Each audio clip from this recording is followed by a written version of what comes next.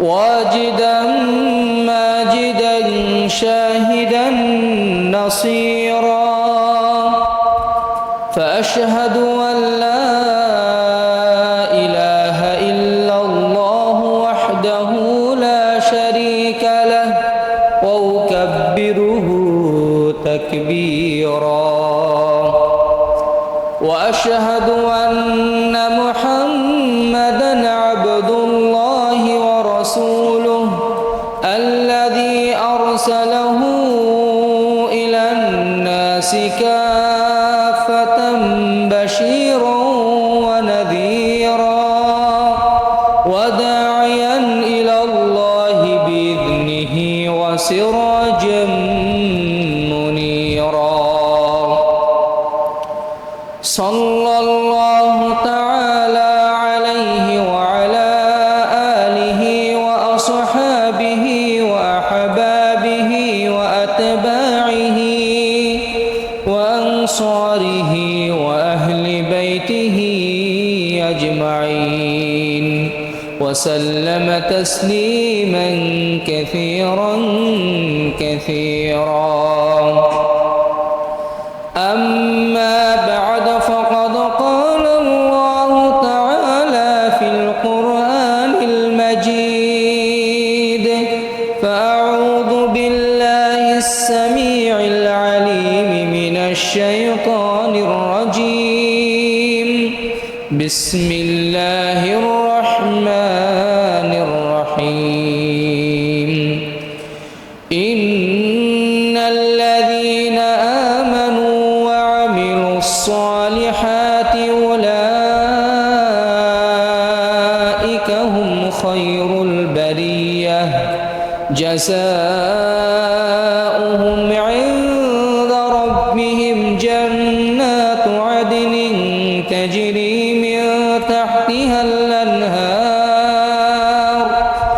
جنات تجري من تحتها الأنهار جزاؤهم عند ربهم جنات عدن تجري من تحتها الأنهار خالدين فيها رضي الله عنهم ورضوا عنه ذلك لمن خشي ربه.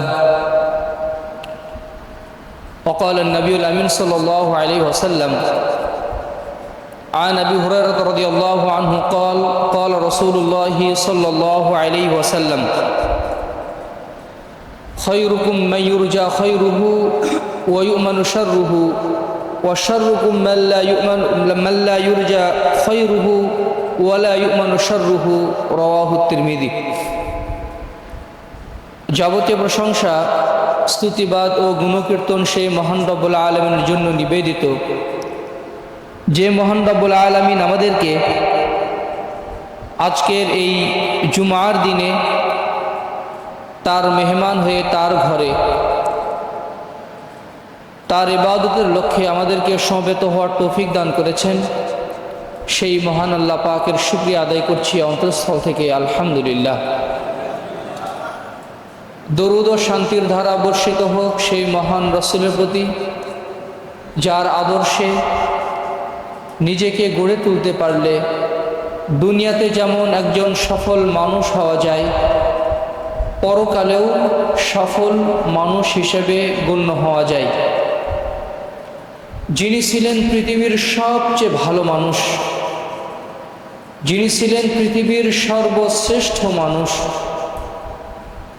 নবীদের মধ্যে সর্বশ্রেষ্ঠ রাসূল, নবী রাসূলদের মধ্যে সর্বশ্রেষ্ঠ নবী এবং রাসূল, এবং তার উম্মতি হচ্ছে সর্বশ্রেষ্ঠ উম্মত, সেই মহান রাসূলের প্রতি দরুদ ও সালাম বর্ষিত হোক। অন্তঃস্থল থেকে বলি সাল্লাল্লাহু আলাইহি ওয়াসাল্লাম। সম্মানিত মুসল্লিবৃন্দ, সম্মানিতা মা ও ভগ্নীগণ, আজকের খুতবাতে আমাদের আলোচনার বিষয় হচ্ছে কাইফা তাকুনু খায়রান নাস, কিভাবে ভালো মানুষ হবেন বা শ্রেষ্ঠ মানুষ হবেন। আমরা কিভাবে নিজেকে একজন ভালো মানুষ হিসাবে গড়ে তুলব, এ সম্পর্কে পবিত্র কোরআন এবং সহিহ হাদিস থেকে আমরা আপনাদের সামনে কিছু কথা তুলে ধরার আলোকপাত করার চেষ্টা করব। ওয়া মা তাওফীকি ইল্লা বিল্লাহ আলাইহি তাওয়াক্কালতু ওয়া ইলাইহি উনীব। রব্বি ইশরাহ লি সাদরি ওয়া ইয়াসসির লি আমরি ওয়াহলুল উকদাতাম মিন লিসানি ইয়াফকাহু কওলি। اللهم لا علم لنا إلا ما علمتنا إنك أنت العليم الحكيم. اللهم اجعلنا من الذين آمنوا وعملوا الصالحات وتواصوا بالحق وتواصوا بالصبر. اللهم انفعنا بما علمتنا وعلمنا ما ينفعنا وزدنا علما والحمد لله على كل حال وأعوذ بالله من حال أهل النار. رب اشرح لي صدري ويسر لي امري واحلل عقدة من لساني يفقهوا قولي. اللهم صل وسلم على نبينا محمد. সম্মানিত মুসলিমবৃন্দ, এই পৃথিবীতে নিরন্তর ছুটে চলা এই দুনিয়াবী জীবনের এই আমাদের চলাফেরা, যাপিত জীবনে আমাদের কাটানোর সময়, এগুলো একদিন শেষ হয়ে যাবে। আমাদেরকে আল্লাহর পানে পাড়ি জমাতে হবে, আখিরাতের উদ্দেশ্যে যাত্রা করতে হবে। এই ক্ষণস্থায়ী এই জীবনে একজন ভালো মানুষ হিসাবে নিজেকে গঠন করতে পারা হচ্ছে সবচেয়ে সফলতার ব্যাপার। অনেক বেশি টাকা ইনকাম করলে তাকে সফল মানুষ হিসাবে গণ্য করা হয় না। সরকারি চাকরি পেলেও মানুষ তাকে ভালো মানুষ হিসেবে তাকে গণ্য নাও করতে পারেন। সমাজের উচ্চ পদস্থ কোনো কর্মকর্তা হলেও মানুষ তাকে নাও ভালোবাসতে পারেন, আল্লাহর কাছে তিনি ভালো মানুষ নাও হতে পারেন। এই যে ভালো মানুষের কথা আমরা বলছি, একজন শ্রেষ্ঠ মানুষের কথা যে আমরা বলছি, এই শ্রেষ্ঠ মানুষ হওয়ার আসলে মাপকাঠিটা কি, মানদণ্ডটা কি? সমাজের মানুষ, বস্তুবাদী মানুষ, যাদেরকে ভালো মানুষ হিসেবে, সফল মানুষ হিসেবে ট্রিট করে, আমরা কি তাকে ভালো মানুষ হিসেবে গণ্য করব? নাকি মানুষের সৃষ্টিকর্তা যাকে ভালো মানুষ হিসেবে আখ্যায়িত করেন, পৃথিবীর সর্বশ্রেষ্ঠ মানুষ যাকে ভালো মানুষ হিসেবে আখ্যায়িত করবেন, তাকে আমরা ভালো মানুষ হিসেবে গণ্য করব? মূলত ভালো মানুষ হিসাবে গণ্য হয় মানুষ দুইভাবে। এক নম্বর হচ্ছে আল্লাহ তাআলা এবং তার রাসূল যেই কাজগুলোকে সর্বশ্রেষ্ঠ কাজ বলেছেন, সেই কাজ যারা করবে, সেই কর্ম যারা বাস্তবায়ন করবে, তারাই হচ্ছে ভালো মানুষ, তারাই হচ্ছে শ্রেষ্ঠ মানুষ। অনুরূপভাবে মুআমালাতের ক্ষেত্রে, মানুষের সাথে লেনদেনের ক্ষেত্রে, ওঠা বসার ক্ষেত্রে যার চরিত্র ভালো, যার কথার আদব আছে, যার কথার সফটনেস আছে, যে মানুষের সাথে নরম ভাষায়, মিষ্টি ভাষায় কথা বলে, কখনোই তার আচরণের মাধ্যমে, কথার মাধ্যমে মানুষকে কষ্ট দেয় না, এই লোকেরাও ভালো মানুষ হিসাবে সমাজে স্বীকৃত।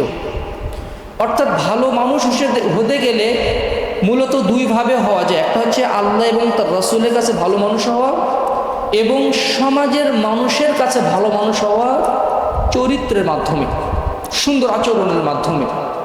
কিন্তু এই উভয় প্রকার ভালো মানুষ হওয়ার শর্ত আছে দুইটা কন্ডিশন।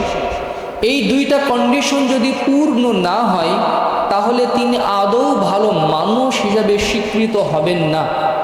সমাজের মানুষ তাকে যতই বলুক তার চরিত্র ফুলের মতো পবিত্র, কিন্তু আসলেই তিনি একজন কলুষিত মানুষ হিসাবে গণ্য হবেন আল্লাহর দরবারে, রাসূলের কাছে এবং ঈমানদারদের কাছে।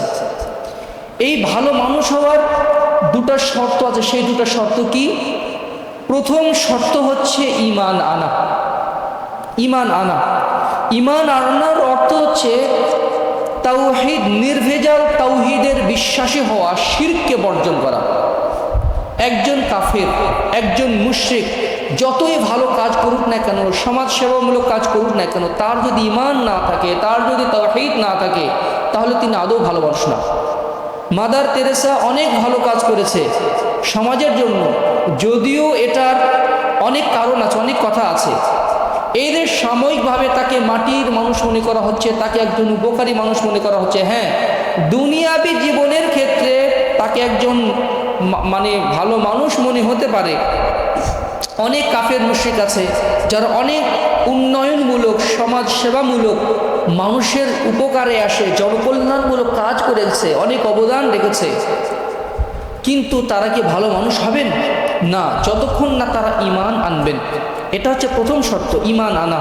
তাওহীদ, ঈমান আনার অর্থ হচ্ছে নির্ভেজাল তাওহীদে বিশ্বাসী হওয়া, শিরকে বর্জন করা, আকীদা আমল থেকে শিরকে ঝাঁটিয়ে ফেলা।